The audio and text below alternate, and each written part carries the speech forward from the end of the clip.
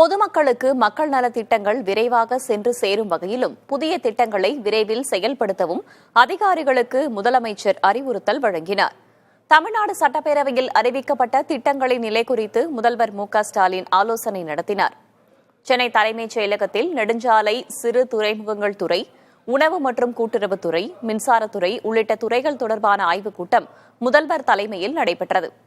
பொதுப்பணித்துறை சார்பில் திருச்சி மற்றும் கோவையில் கட்டப்பட்டு வரும் நூலகங்கள், அறிவுசார் மையங்கள், பணிகள், கலைஞர் பன்னாட்டு மையம், நெடுஞ்சாலைத்துறை தரப்பில் முதல்வரின் சாலை மேம்பாட்டுத் திட்டம், புதிய சாலைகள் மற்றும் மேம்பாலங்கள் உள்ளிட்ட பணிகள் குறித்து ஆய்வு செய்தார். இதேபோல கூட்டுறவு மற்றும் உணவுத்துறை, மின்துறை திட்டங்களையும் முதல்வர் ஆய்வு செய்தார். சென்னையில் அரசு சேவை இல்லத்தில் சிறுமிக்கு நிகழ்ந்த கொடூரம் பெரும் அதிர்ச்சியையும் அதிர்வலைகளையும் ஏற்படுத்தியுள்ளது. இதுகுறித்த செய்திகளை அடுத்தடுத்து பார்க்கலாம். சென்னை அரசு சேவை இல்லத்தில் சிறுமியை பாலியல் வன்கொடுமை செய்து காலில் எலும்பு முறிவை ஏற்படுத்திய காவலாளி கைது செய்யப்பட்டார். காவல்துறையினர் வழக்கு பதிவு செய்து சந்தேகத்தின் பேரில் காவலாளியிடம் விசாரணை செய்த நிலையில் அவர் அதனை மறுத்து வந்தார். இந்நிலையில் சிறுமியிடம் அழைத்து சென்று காண்பித்த போது அவர் காவலாளியை அடையாளம் காட்டினார். இதனையடுத்து காவலாளியை கைது செய்த காவல்துறையினர் போக்சோ சட்டத்தின் கீழ் சிறையில் அடைத்தனர்.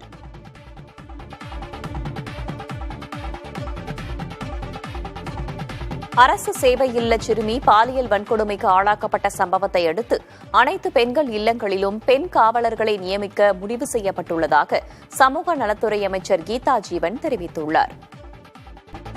காவல்துறை நடவடிக்கை எடுத்திருக்கு. உடனடியாக நாங்கள் இப்போ லேடி வாட்ச்மேன் கூடுதலாக 3 வாட்ச்மேன் இப்போ இந்த மேத்யூன்றவர் அங்கே காவலராக இருக்கிறவர், அதனால பதிலாக 3 பெண் காவலர்கள் நியமிக்கிறதுக்கு இன்னைக்கு அங்கே ஆட்சித்தலைவரிடம் நாங்கள் அறிவிச்சிருக்கிறோம். இப்பவே அவங்க யார் வில்லிங்காக இருக்கிற அந்த பெண் காவலர்களை உடனடியாக நியமிக்க போறாங்க. அதே போல அன்னைக்கு நம்ம நேற்று பணியில லீவ்ல இருந்திருக்கிறாங்க வார்டன் உள்ள கூட குக்கு தான் பிள்ளைங்களோட தங்கி இருந்திருக்காங்க. 130 பிள்ளைங்க இருக்கிறாங்க, இருந்து படிச்சு வர்றாங்க. காலையில 5:30க்கு எல்லா பிள்ளைங்களும் படிக்க உட்காருவாங்க. அதுல இது 3வது 4வது பிள்ளைய கீழே மேல இருந்து இறங்கி படிக்க தான் அந்த இடத்துக்கு வந்திருக்காங்க. அந்த குக்கு அந்த நேரம் எழும்பி வெளியே போன போது வாட்ச்மேன் அந்த நேரம் உள்ள வந்திருக்கிறாரு அப்படின்றத சந்தேகமா இது பண்றாங்க. அங்க உள்ள பணிபுரி கூட அரசு பொறுப்பில் இருக்கக்கூடிய அரசு ஊழியராலே நடைபெற்றிருக்குன்னு சொல்லும் போது மிக துரதிருஷ்டவசமானது. அதனாலதான் அடுத்த முடிவு எடுக்கிறோம். இனி பெண் காவலர்களை நியமிக்கணும்ன்ற ஒரு முடிவை துறை எடுத்திருக்குது. நம்முடைய முதலமைச்சர் அறிவுரைப்படி அதையும் நாங்கள் அடுத்து எல்லா பெண்களுக்கான எல்லா இல்லங்களிலுமே பெண் காவலர்களையும் நியமிக்கணும்ன்ற முடிவு இந்த துறை எடுத்திருக்குது. இந்த பிள்ளை அது மாதிரி கரெக்டா அடையாளம் காமிச்சிட்டா. அந்த பிள்ளை தைரியமா இதை ஃபேஸ் பண்ணதுனால இன்னைக்கு அந்த கால்ல வலியோட முடிஞ்சு போச்சு. ஆமா, கால்ல ஆபரேஷன் முடிஞ்சு நல்லா இருக்காங்க. கண் விழிச்சிட்டாங்க, மயக்கம் தெளிஞ்சு நல்லா இருக்காங்க. தைரியமான பொண்ணு. தமிழ்நாடு டெல்லிக்கு அவுட் ஆஃப் கண்ட்ரோலாக இருப்பதாக யாரோ எழுதி கொடுத்த டயலாகை பேசும் முதல்வர் தனது ஆட்சியில் அவுட் ஆஃப் கண்ட்ரோலாக இருக்கும் பாலியல் சர்களை எப்போது கண்ட்ரோல் செய்ய போகிறீர்கள் என்று எதிர்க்கட்சித் தலைவர் எடப்பாடி பழனிசாமி கேள்வி எழுப்பியுள்ளார். சென்னையில் அரசு சேவை இல்லத்திலேயே ஒரு 8ஆம் வகுப்பு பயிலும் மாணவிக்கு பாதுகாப்பு இல்லை என்பது இந்த திமுக அரசு முற்றிலும் செயலிழந்து நிற்பதையே உணர்த்துவதாகவும் தமிழ்நாடு முதலமைச்சர் இதற்கு வெட்கி தலைகுனிய வேண்டும் என்றும் கூறியுள்ள எடப்பாடி பழனிசாமி, அரசு சேவை இல்லத்தில் உள்ள சிறுமிகளை காக்க வேண்டிய காவலாளியே இப்படி ஒரு கொடூர செயலில் ஈடுபட்டிருப்பது குற்றம் செய்பவர்களுக்கு இந்த ஆட்சி எடுக்கும் நடவடிக்கைகள் மீது துளி கூட பயம் இல்லை என்ற குற்றச்சாட்டை மெய்ப்பிக்கும் வகையிலேயே உள்ளது. இந்த காவலாளியால் மற்ற சிறுமிகள் பாலியல் தொல்லைக்கு ஆளாக்கப்பட்டிருக்கிறார்களா என்பதை காவல்துறையினர் தீர விசாரிக்க வேண்டும் என்று எடப்பாடி பழனிசாமி வலியுறுத்தியுள்ளார். காலில் எலும்பு முறிவு ஏற்பட்டு மருத்துவமனையில் அனுமதிக்கப்பட்டுள்ள மாணவிக்கு உரிய மருத்துவ சிகிச்சை அளிக்கப்படுவதை உறுதி செய்ய வேண்டும் என்றும் மாணவி பாலியல் வழக்கில் கைது செய்யப்பட்டுள்ள காவலாளி மீது கடும் சட்ட நடவடிக்கை எடுக்க வேண்டும் என்றும் அவர் வலியுறுத்தியுள்ளார்.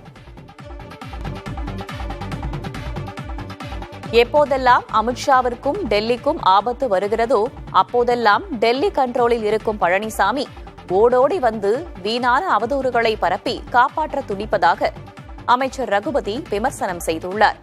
அரசு சேவை இல்லத்தில் நடந்த பாலியல் துன்புறுத்தல் சம்பவத்தில் குற்றவாளி உடனடியாக கைது செய்யப்பட்டதாகவும் விடுதியில் உள்ள 100க்கும் மேற்பட்ட மாணவிகளிடம் தனித்தனியாக நடத்தப்பட்ட விசாரணையில் வேறு யாருக்கும் பாதிப்பு ஏற்படவில்லை என்று தெரியவந்துள்ளதாகவும் அவர் கூறியுள்ளார். பொள்ளாச்சி பாலியல் வன்கொடுமை வழக்கை அதிமுக அரசு எப்படி கையாண்டது என்பது மக்களுக்கு நன்றாக தெரியும் என்று கூறியுள்ள அவர், ஆன்டி விமன் ஏடிஎம்கே கவர்மெண்டை நடத்திய பழனிசாமிக்கு தற்போது குற்றங்களை தடுப்பதோடு மட்டுமில்லாமல் குற்றங்கள் மீது உடனடி நடவடிக்கை மேற்கொண்டு பெண்களுக்கு ஆதரவாக இருந்து வரும் திராவிட மாடல் அரசை பற்றி பேச எந்தவித தார்மீக உரிமையும் கிடையாது என்றும் தெரிவித்துள்ளார். அரசு விரைவாக அனைத்து விதமான நடவடிக்கைகளையும் மேற்கொண்ட பிறகும் இதன் மூலம் எப்படியாவது டெல்லியின் எஜமானர்களுக்கு சாமரம் வீச பாதிக்கப்பட்ட மாணவியின் பக்கம் நிற்காமல் அதை வைத்து பழனிசாமி அரசியல் செய்ய தொடங்கிவிட்டார் என்றும் விமர்சித்திருக்கிறார். 2026 தேர்தலுக்கான பணிகளை தமிழக வெற்றிக் கழகம் தீவிரப்படுத்தியுள்ள நிலையில் மூத்த அரசு அதிகாரிகள், ஓய்வு பெற்ற நீதிபதி உள்ளிட்டோர் அக்கட்சியில் தங்களை இணைத்துக் கொண்டனர். தமிழக வெற்றிக் கழகத்தில் விருப்ப ஓய்வு பெற்ற IRS அதிகாரியான அருண்ராஜ் இணைந்துள்ளார். அவருக்கு கட்சியின் கொள்கை பரப்பு பொதுச் செயலாளர் பதவி வழங்கப்பட்டுள்ளது. கட்சியில் இணைந்ததும் அவருக்கு மாநில அளவிலான பொறுப்பு வழங்கப்பட்டிருப்பது குறிப்பிடத்தக்கது. அவரை தவிர திமுக முன்னாள் எம்எல்ஏ டேவிட் செல்வின், அதிமுக முன்னாள் எம்எல்ஏ ஸ்ரீதரன், அதிமுகவிலிருந்து பாஜகவிற்கு சென்ற முன்னாள் எம்எல்ஏ ராஜலட்சுமி ஆகியோரும் தாவேகாவில் இணைந்தனர். நாகர்கோவிலைச் சேர்ந்த முன்னாள் நீதிபதி சுபாஷ் ஜேபிஆரின் மருமகன் மரிய வில்சனும் தாவேகாவில் இணைந்தார். அதன் பிறகு பேட்டியளித்த IRS அதிகாரியான அருண்ராஜ், விஜய் வீட்டில் நடைபெற்ற வருமான வரித்துறை சோதனைக்கும் தனக்கும் தொடர்பில்லை என தெரிவித்தார்.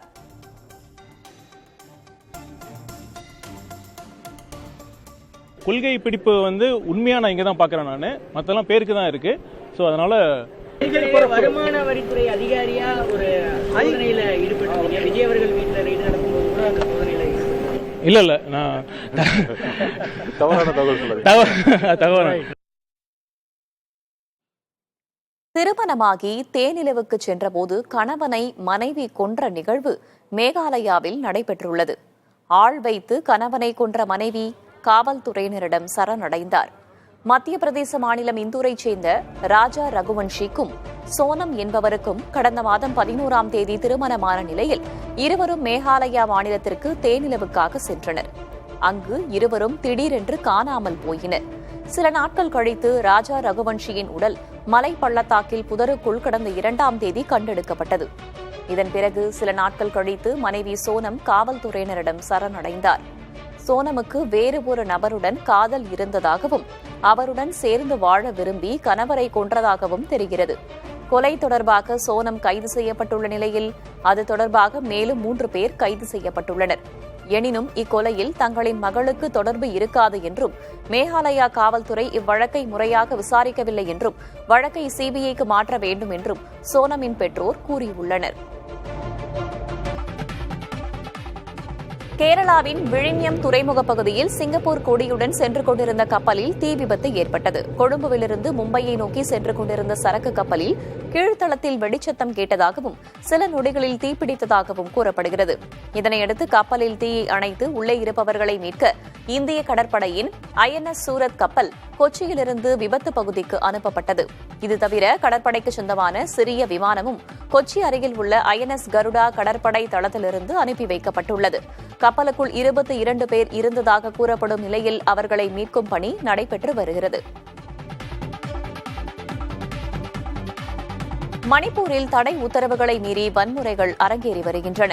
போராட்டக்காரர்கள் பாதுகாப்பு படையினர் மோதல் பல இடங்களில் நீடிப்பதுடன் அரசு கட்டடம் ஒன்றும் எரிக்கப்பட்டது. இதில் பல்வேறு ஆவணங்கள் எரிந்து சாம்பலாகின. கண்ணீர் புகைக்குண்டுகளை வீசி போராட்டக்காரர்களை காவல்துறையினர் கலைந்து போக வைத்து வருகின்றனர். போராட்டக்காரர்கள் சாலைகளில் மண், கற்கள், மூங்கில் கழிகளை குவித்து பாதுகாப்பு படையினரின் போக்குவரத்திற்கு முட்டுக்கட்டை போட்டு வருகின்றனர். இதனால் மணிப்பூரில் தொடர்ந்து 3வது நாளாக பதற்றம் நீடிக்கிறது. 2023ஆம் ஆண்டு வன்முறைகளை தூண்டிவிட்டதாக கூறி மெய்தி சமூக தலைவர் ஒருவரும் வேறு 4 பேரும் கைது செய்யப்பட்டுள்ள நிலையில் அவர்களை விடுவிக்க கோரி அச்சமூகத்தினர் போராட்டம் நடத்தி வருகின்றனர். 163 தடை உத்தரவு பிறப்பித்தும் இணையதள சேவைக்கு தடை விதித்தும் போராட்டங்கள் கட்டுக்குள் வரவில்லை. கர்நாடகாவில் வரும் 13ஆம் தேதி வரை கனமழை பெய்யக்கூடும் என்று இந்திய வானிலை ஆய்வு மையம் மஞ்சள் எச்சரிக்கை விடுத்திருக்கிறது. மாநிலம் முழுவதும் ஏற்கனவே 8ற்கும் மேற்பட்டவர்கள் மழை பாதிப்பால் உயிரிழந்த நிலையில் கடலோர மற்றும் சில உள் மாவட்டங்களுக்கு கனமழை எச்சரிக்கை விடுக்கப்பட்டுள்ளது. குறிப்பாக குடகு மாவட்டத்திற்கு கனமழை எச்சரிக்கை விடுக்கப்பட்டுள்ளதால் பாதிக்கப்படக்கூடிய பகுதிகளில் வசிப்பவர்களுக்காக முகாம்கள் அமைக்கப்பட்டு வருகின்றன.